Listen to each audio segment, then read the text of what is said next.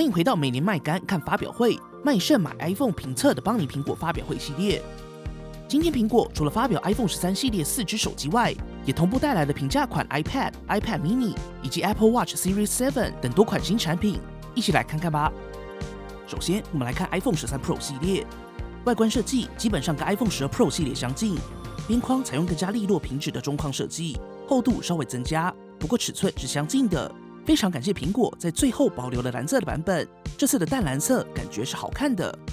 萤幕表面同样覆盖了苹果去年跟康宁合作的 Ceramic Shield 超瓷晶盾，同时同样支援水下6公尺30分的 IP68 防水防尘，不过进水一样不在保护范围，同样维持了 Lightning 接孔。相机部分依旧是大家熟悉的3眼怪，以及一颗 LiDAR 雷达扫描仪。在规格上，这次13 Pro 跟13 Pro Max 镜头规格都有感升级，包含两者都采用了更大尺寸感光元件的主镜头，并且拥有 Sensor Shift 感光元件位移式光学稳定模组。简单来说，就是透过移动这个感光元件，让防守阵表现更加优秀。去年是12 Pro Max 独占的功能，这次13 Pro 系列2只都有。更重要的是，这次也采用了全新的超广角镜头，结合微距拍摄功能的镜头组，透过超广角的对焦模组，可以达成2公分的微距。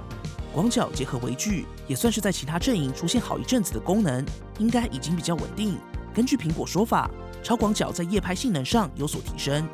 邦尼自己非常期待后续来测这颗超广角，毕竟大家都知道，超广角从 iPhone 11开始，一直到 iPhone 12，都算是苹果在相机上比较明显的短板。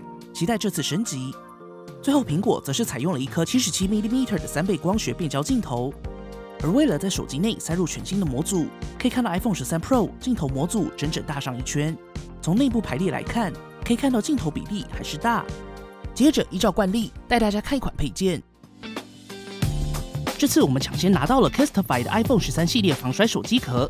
Casetify 防摔手机壳主要有强悍防摔以及特强防摔2个系列。两者都采用了 Qtech 2.0 专利防震技术，且达到 MIL STD810G 军规认证。外观的主要差异是特强版本有4角加强的设计。此外 Casetify 是一个积极把环保材料用在手机壳制造上的品牌。这次 iPhone 13的新品也首次加入了再造的概念，推出防摔再造手机壳。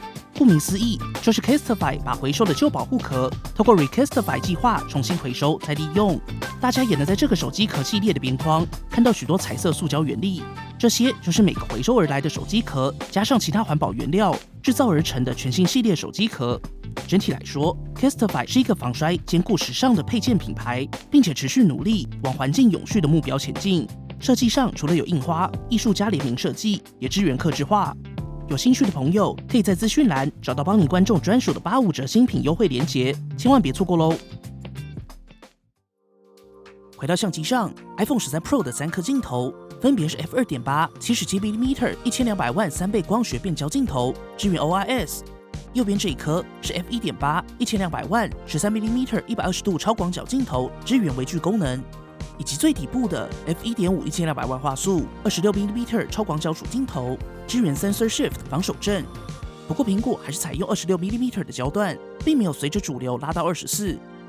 顺带一提，这次苹果依旧在官网上有标注6倍的光学变焦范围，这边的6倍是从 0.5 倍超广角到3倍光学长焦，拥有6倍的变焦范围，不是6倍光学变焦哦。还是很多人问，帮你稍微提一下。整体来说，这次相机的硬体升级 Pro 系列都有，对苹果过往采用的所有感光元件模组也带来了更新，并且所有镜头都支援夜间模式，也同样支援 Apple Pro RAW、Deep Fusion 以及 Smart HDR4。此外，这次也加入了摄影风格的功能，可以自由选择你偏好的色调与色温。不过苹果会保留天空跟皮肤的自然色调，让影像可以根据不同喜好加入自己风格。你可以看到苹果在相片风格上的态度又更开放一些，不过究竟实际表现如何，还是要测了才知道。邦尼后续都会带来详细的评测内容，所以别忘了立即订阅邦尼，就不会错过任何一支更新啦。而在录影上 ，iPhone 13 Pro 系列带来了全新的电影模式，系统将会自动在你选取的物体中流畅切换，并且 iPhone 13 Pro 会透过模拟运算，你可以自由调整景深效果，甚至在事后调整景深的程度。不过过往在景深录影上还是比较不可控的功能，景深效果在真实环境中的成效如何，实际表现后续邦尼来测。此外，这次同样支援 4K 60fps Dolby Vision HDR 录影。更重要的是，苹果将会在 iPhone 13系列中加入 ProRes 录制的支援，最高可以录制 4K 30fps。不过，如果你是购买 128GB 的机型，只能录制 1080p 30fps。接着看到萤幕，今年比较特别的是，苹果应该有感受到压力，在发表会上强调了多次苹果定制的各种硬体，相较起过往的苹果，似乎有微妙的改变。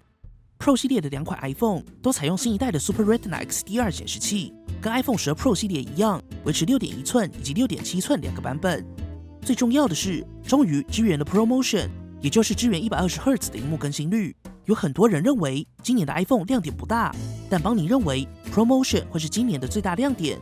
虽然来晚了，但真的是邦尼认为的关键影响项之一。如果你一直都是使用历代 iPhone 或60Hz 萤幕，可能比较无法感受邦尼对 ProMotion 的兴奋。但必须说，120Hz 真的是用过就不想回去的硬体，也是在 iPhone 12 Pro 上最大的遗憾。这次终于补齐，并且跟三星自家 Galaxy S21 Ultra 上的萤幕一样，提供了10到120Hz 的自适应调整，应该还是受益于三星的 LTPO 解决方案。苹果也在官网上提到，追求更好的电池续航力是这次追求的目标。邦尼认为还是必要的，毕竟 iPhone 在电池硬体上还是比较小，预期能够减缓 120Hz 的耗电问题。但当然，在上一代就有许多人认为 120Hz 感受不大，或是如果你不想要从此被 120Hz 萤幕养坏，那千万不。这次苹果定制的萤幕提供了最大1000尼特以及 HDR 最大1200尼特的峰值亮度。以选购建议来说，邦尼自己会因为 ProMotion 上 Pro 系列。除此之外，或许 iPhone 12系列在今天会是更超值的选择。这次 iPhone 13系列的 Face ID 模组也变小了20%，不过针对口罩时代是否有所改善，可能还是要等待后续实测。效能及续航部分 ，iPhone 13系列搭载了全新一代的 A15 Bionic 晶片，更强的 CPU、GPU 以及神经网络的运算效能，采用2+4的核心架构。根据苹果表示，受益于新架构 ，iPhone 13系列续航力会更长。实际表现后续帮你来测。有一个小差异是 ，iPhone 13 Pro 系列采用的是5个 GPU 核心的版本，13以及13 mini 则是被限制在4个 GPU 核心。在充电速度上，搭配20瓦有线充电，一样还是30分50%的表现。同样支援15瓦的 MagSafe 磁吸无线充电，以及支援7.5瓦气无线充电。接着就是价位相对便宜一些的 iPhone 13，以及可能是最后一代的13 mini。萤幕同样是苹果定制的 Super Retina XDR， 提供了标准800尼特以及1200尼特的 HDR 峰值亮度，同样采用超瓷晶盾保护材质 ，Face ID 也来得更小。不过需要注意的是 ，iPhone 13没有支援 ProMotion 120Hz， 以价位来说还是有些可惜。但苹果应该还是想借此比较明确的切分使用者。当然，少了 ProMotion 的升级 ，iPhone 12系列将会是 iPhone 13在售价上非常可敬的对手。相机部分会是跟12系列差异较大的地方，虽然同样维持双镜头，不过采用斜对角排列，好不好看因人而异，但看久了可能会习惯。不过会这样排列，主要还是主镜头用上了空间需求更大的 Sensor Shift 防手震设计，所以苹果的解决方案就是在 ID 上把主镜头往右摆，顶部则是搭配上超广角镜头。不过目前看来并不支援微距功能，会是跟13 Pro 比较大的差异。同样搭载新一代 A15 Bionic， 一样采用 Face ID， 防水也是一样的 IP68 水下6公尺防水防尘。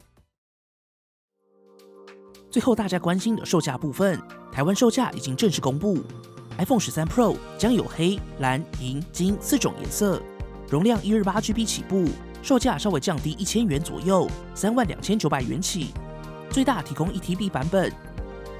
iPhone 13 Pro Max 颜色一样，黑、蓝、银、金4种。售价一样降1000 ，128GB 36900起，最贵的是 1TB 版本，达到54400。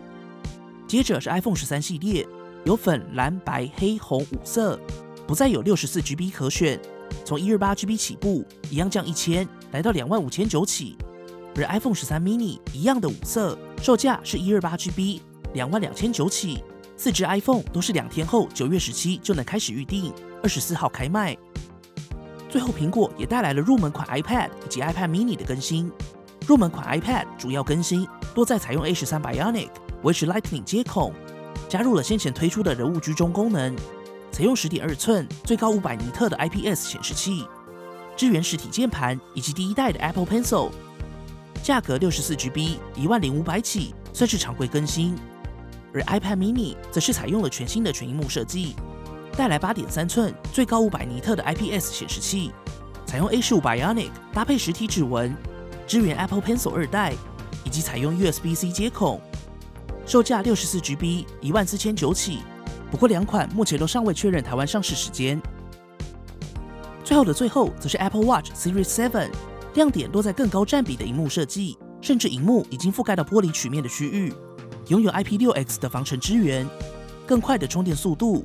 针对全萤幕设计的键盘以及数位表盘，预计秋末开始发售，目前还没有更多消息。不过目前看起来比较像是常规更新，健康功能则是维持支援 ECG 以及血氧侦测。真的是最后的最后了，邦尼今年确定会再次卖肾，带来第一手 iPhone 13、iPhone 13 Pro 系列相关评测，马上订阅邦尼，不要错过了。有什么想测的，底下留言告诉我们吧。好啦，本期节目就先到这边。如果喜欢本期的节目，不要忘记订阅邦尼，并且打开小铃铛，及时收到最新的评测通知。